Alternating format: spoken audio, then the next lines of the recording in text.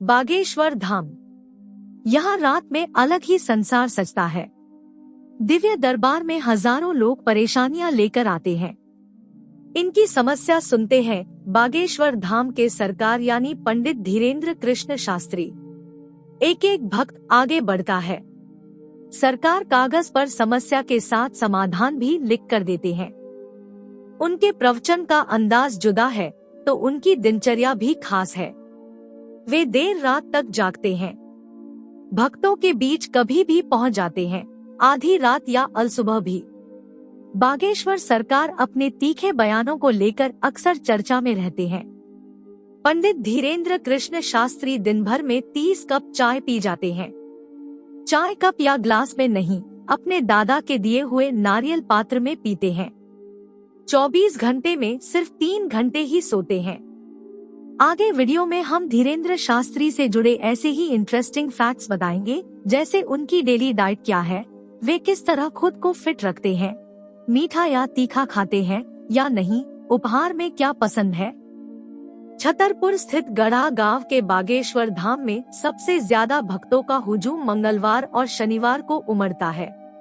भोपाल से हम बागेश्वर धाम के लिए रवाना हुए तो छतरपुर पहुंचने तक रास्ते में कई भक्त पैदल जाते नजर आए। पूछने पर कहा बागेश्वर धाम जा रहे हैं। आस्था ऐसी कि कुछ भी पूछो तो सिर्फ बागेश्वर सरकार के जयकारे ही जवाब थे। हम रात करीब 9:15 बजे हाईवे से बागेश्वर धाम के लिए बढ़े। हाईवे से 5 किलोमीटर भीतर धाम तक पहुंचने के लिए करीब 1 घंटे का समय लग गया। रास्ते में भक्तों का ऐसा सैलाब था कि गाड़ी तो दूर, पैदल चलना भी मुश्किल था। रात 9:15 बजे हम बागेश्वर धाम के गेट पर थे। यहाँ पार्किंग फुल। लोग वाहन को पार्क करने के लिए जुगत भिड़ा रहे थे। हमने भी जुगत से गाड़ी पार्क कर दी। यहाँ पहुंचकर ऐसा लगा ही नहीं कि यहाँ रात है। चारों तरफ रोशनी ही रोशनी थी। यहाँ दुकानें भी दिन की तरह ही सजी हुई थी। अन्नपूर्णा में भक्त फ्री में भरपेट भोजन कर रहे थे। हम धीरे धीरे आश्रम के गेट पर पहुँचे तो यहाँ बैरिकेड से हजारों भक्तों को रोके रखा था। परिसर में 25 से 30 हजार भक्त बागेश्वर धाम सरकार यानी धीरेन्द्र शास्त्री के जयकारे लगा रहे थे। इनकी नजर सरकार के आने की बाट जो रही थी। अब रात के 12:30 बज चुके थे।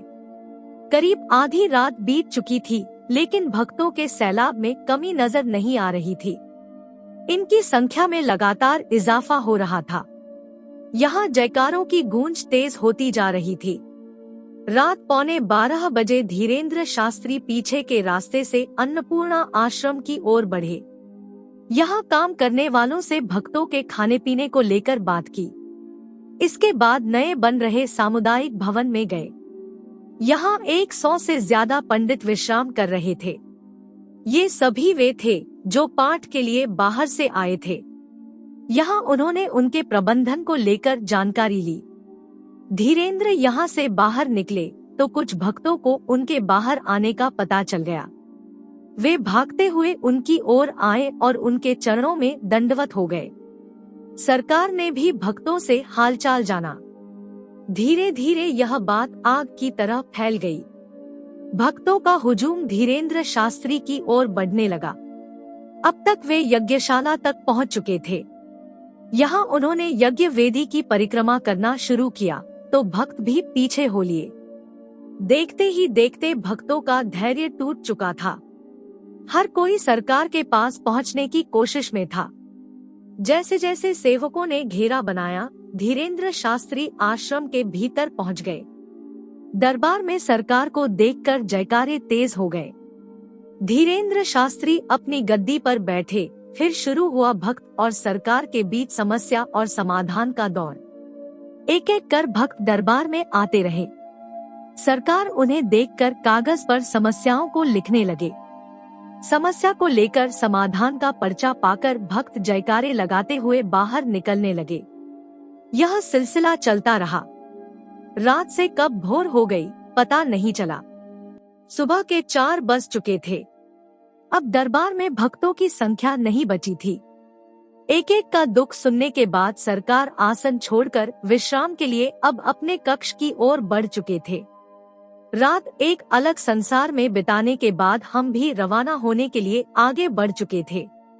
सरकार की चाय का रहस्य। बागेश्वर सरकार यानी धीरेन्द्र कृष्ण शास्त्री ने नरेली नारियल का पात्र में चाय पीने के पीछे का कारण पूछने पर कहा, यह हमारे दादा गुरुजी का पात्र है, वे इसमें ही चाय पीते थे। चाय का मुझे बहुत शौक है। पहले 30 से 40 चाय हो जाया करती थी, अब थोड़ी कम कर दी है। चाय के हम बहुत प्रेमी हैं। चाय के पीछे एक रहस्य है, इससे हमारे गुरु की यादें जुड़ी है। हमारे गुरुदेव ने हमें झूठी चाय पिलाई थी, तब हम धीरेन्द्र थे, अब धीरेन्द्र कृष्ण शास्त्री हो गए हैं। यह चाय का ही चमत्कार है। वर्तमान में भारत में भी चाय का बहुत चमत्कार है। चाय बनाने वाले, खैर उससे संबंध नहीं है, यह तो मौज की बात है। हमारे दादा गुरुजी बहुत चाय पीते थे, हम भी उनके मार्ग पर चल रहे हैं। यह हमारी परंपरा है, इसमें आनंद भी आता है, फक्कड़पन का अनुभव भी करवाता है। जिंदगी में जब बहुत ऊंचाइयों पर पहुंच जाओ तो ऐसे पात्र को चुनो जिस पात्र की समाज में कोई कीमत नहीं हो। आप उसकी कीमत बढ़ाओ, तभी समझ आएगा कि आप ऊंचाई पर हो। हम तो दादा गुरु की ही नकल कर रहे हैं। वे कई प्रकार के प्रयोग किया करते थे, हम तो बस उनके बताए मार्ग पर चल रहे हैं। यह सब उसी का एक हिस्सा है। 24 घंटे में सिर्फ 3 घंटे की नींद पर क्या कहा? 2-3 घंटे सोने के पीछे का राज उन्होंने योग और आहार शुद्धि को बताया। कहा जितना भी समय मिलता है 15 से 20 मिनट योग करता हूँ। इसके अलावा आहार शुद्धि। पहले तो दोनों टाइम रोटी समेत सादा भोजन ले लिया करते थे, लेकिन अब इसमें बदलाव आ गया है। अब एक टाइम रोटी लेते हैं, सुबह सिर्फ फलाहार, रात में रोटी भात जो भी संभव हुआ ले लेते हैं। स्वस्थ शरीर के लिए उन्होंने आहार शुद्धि को जरूरी बताया। बोले आहार की शुद्धि से व्यवहार की भी शुद्धि हो जाती है। सरकार के सोने का तो कोई समय ही नहीं है। धीरेन्द्र शास्त्री के कार्यक्रम का प्रबंधन देख रहे सेवक नितेंद्र चौबे ने बताया कि मैं 4 साल पहले महाराज जी के साथ जुड़ा। वे 2-3 घंटे से ज्यादा नहीं सोते हैं। रात में उनका दरबार लगता है, कई बार दरबार भोर तक चलता है। यदि वे सुबह 4 बजे सोने जाते हैं तो कुछ घंटे आराम करने के बाद सुबह 8 बजे वापस तैयार होकर अनुयायियों के बीच पहुंच जाते हैं। उनके सोने का कोई तय समय नहीं है।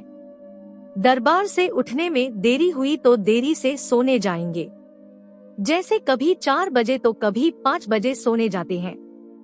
कई बार तो भक्त एम्बुलेंस तक में आते हैं। कई गंभीर बीमार भक्त भी कभी रात 12 बजे तो कभी 2 बजे आ जाया करते हैं। महाराज ऐसे भक्तों के पास तत्काल पहुंचते हैं, उनकी समस्या को सुनते हैं। हम यदि घंटों में बात करें तो 24 में से 20 से 21 घंटे यही सब चलता रहता है।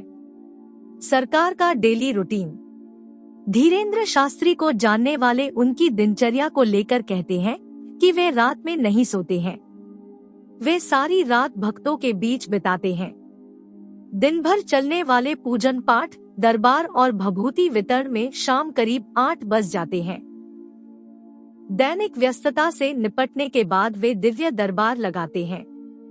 एक एक व्यक्ति की समस्या का समाधान करने में सुबह के 4 से 5 बज जाते हैं। इसके बाद वे सीधे स्नान करते हैं। इसके बाद हवन पूजन, आरती और फिर योग ध्यान में लीन हो जाते हैं। इस काम में सुबह 6 से 7 बज जाते हैं। पूजन के बाद वे बालाजी महाराज के दर्शन भी करते हैं।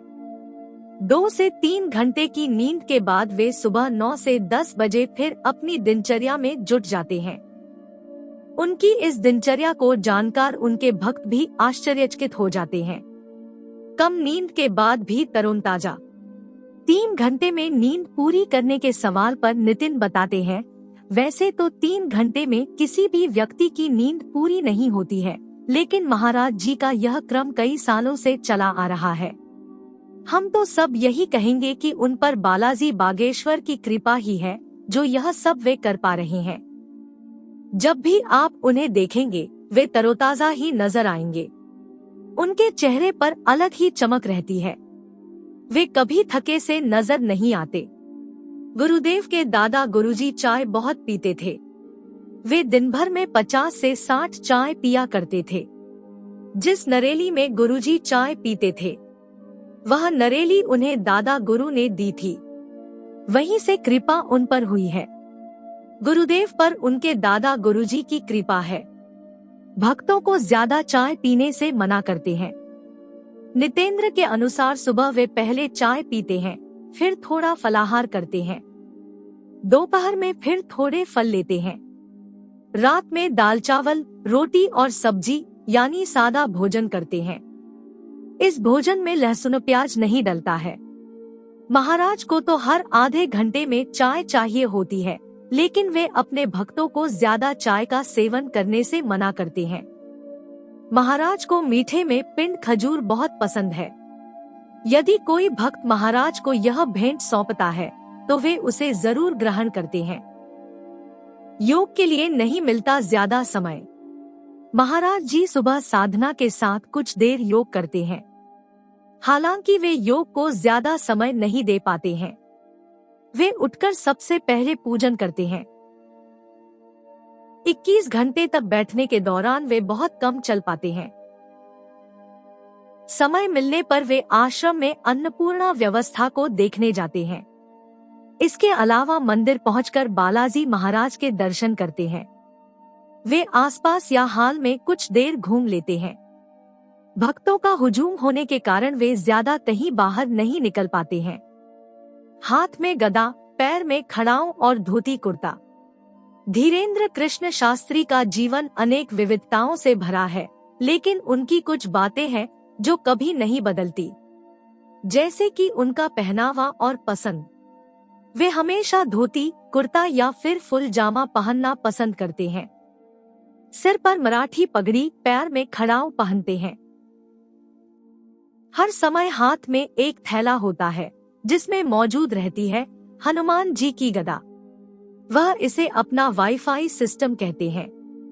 श्रद्धालुओं की मान्यता है कि इसी मुग्दर के जरिए वे किसी दिव्य चेतना से संपर्क साध लेते हैं। लोगों के भूत भविष्य और वर्तमान को कागज पर दर्ज कर देते हैं।